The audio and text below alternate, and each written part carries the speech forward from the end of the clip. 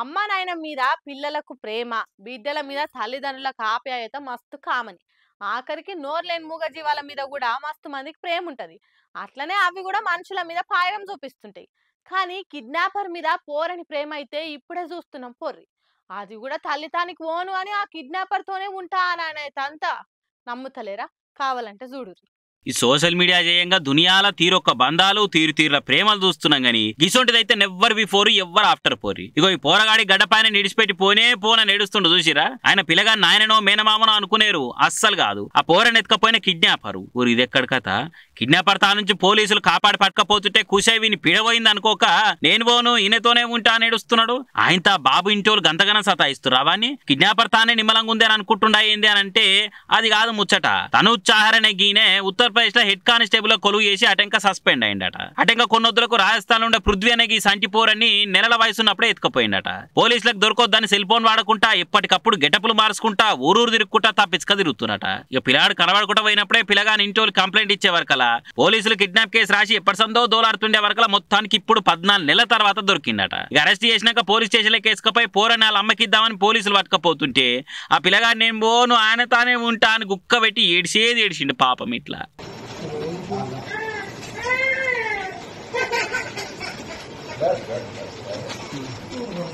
सोच ले बेटा बेटा आराम से अभी आ रहे बेटा है ना यही रहना तुम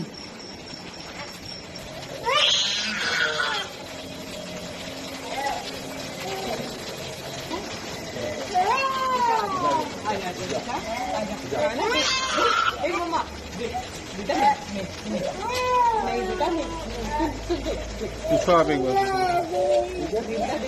एक बार पूछो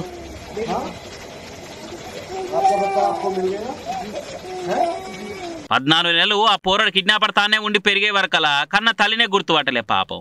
అందుకే ఎవరో బయటలో కప్ప చెప్తున్నాను అనుకుని ఇట్లా ఏడిసిండు వాడు. ఇక పోలీసుల కిడ్నాపర్ ఇంట్రాగేషన్ చేసి ఎందుకు ఎత్తుకపోయినవరా ఆ పోరాన్ని, ఇన్ని నెలల సంది ఇంటోళ్ళని పైసలు అడగలే, ఫోన్ చేసి బెదిరేయలే, మరి ఏం చేద్దామని ఎత్తుకపోయినావు అని అడిగితే మైండ్ బ్లాంక్ అయ్యి ట్విస్ట్ చెప్పినట. అప్పట్లో పిల్లగాని తల్లిని నాతోనొచ్చేసి నువ్వు నేను కలిసి బద్దాము అన్నాడట. ఆమె ఒప్పుకోపోయే వరకలా ఇగో ఇట్లా పోరాన్ని ఎత్తుకపోయి ఈ కథ చేసినట.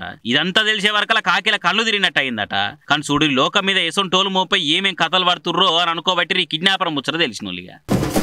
చెప్పేటోడు లేక చెడిపోయే బుద్ధి అన్నట్టు తయారైనరు గురుకులాలు నడుపుతున్నోళ్ళు. ఒకప్పుడు ప్రవీణ్ కుమార్ సార్ ఉన్నప్పుడు తెలంగాణ గురుకులాలు ఎట్లుంటుండే, ఇప్పుడు ఎట్లయినాయి? ఏ గురుకులం చూసినా ఏం సక్కదనం లేదు. రంగారెడ్డి జిల్లా పాల్మాకుల కాడున్న ఆడవిల్లల గురుకుల హాస్టల్లా పిల్లగాళ్ళు వాడుతున్న గోసలు చూస్తుంటే కండ్లల్లా నీళ్ళు తిరుగుతున్నాయి.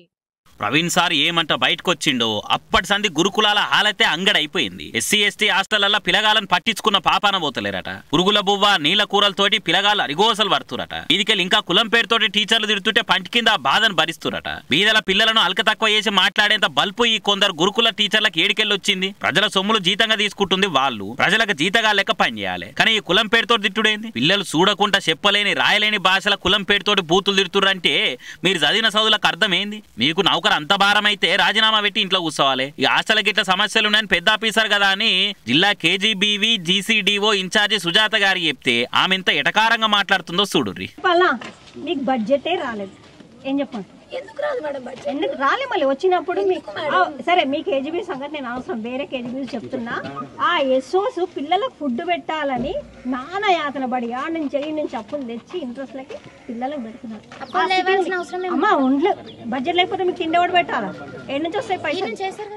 ఈ టీచర్లను మించిన ఆఫీసర్ ఉన్నదిగా సుజాత మేడం గారు. తాగేతందుకు కూడా సక్క మంచినీళ్ళు లేవు అని అంటే మమ్మల్ని ఏం చేయమంటారు? సర్కార్ మారినాక బడ్జెట్ లేదు అని చెప్తున్నది. అదే 1 తారీఖు అయితే మీకు జీతాలు కావాలి, కానీ పిల్లల తిండికైతే బడ్జెట్ లేదనాలే. వా మొత్తానికి సర్కార్ ఆఫీసర్ అనిపించుకున్నారు మేడం. మన హాస్టల్ పిల్లలకు బడ్జెట్ కావాలని మీరు కూడా ధర్నా చేయరు మేడము. 1 తారీఖు నాడు జీతం కావాలని మీరంతా ధర్నాలు చేసిరు కదా, వాళ్ళు ఎట్లా నడపమంటారో అని సర్కార్ మీద ఒత్తిడి దేర్రి. మీరు దేరు, ఎందుకంటే మీ జీతం మీకు వస్తుంది కదా టైంకు. సమస్యలు వాళ్ళు చెప్పుకుంటుంటే మీ చదువులు కూడా ఏ పాటునే చూస్తా అని ఎక్కిరించి మాట్లాడుతున్నారు మేడం. ఇంత కష్టం ఉంటే అమ్మాయిలు రోడ్లెక్కి నిరసన చేస్తారు, అది అర్థం చేసుకోరా మీరు? పిల్లగాలకి ఇట్లా కంప్లైంట్ ఇస్తే లోపలికి పోయినాక మా మీదనే కంప్లైంట్లు ఇస్తారా అని వార్తలు వచ్చేటట్టు కొడుతుర్రట. అవి గురుకులాలు అనుకుంటురా, పిల్లగాలు మీ బానిస లెక్క ఫీల్ అవుతురా అని చూసిన వాళ్ళంతా మస్తు సురుకులు అంటిస్తారు. ఇక బీద పిల్లలంటే గంత అల్క తక్కువ ఎందుకు మేడం మీకు?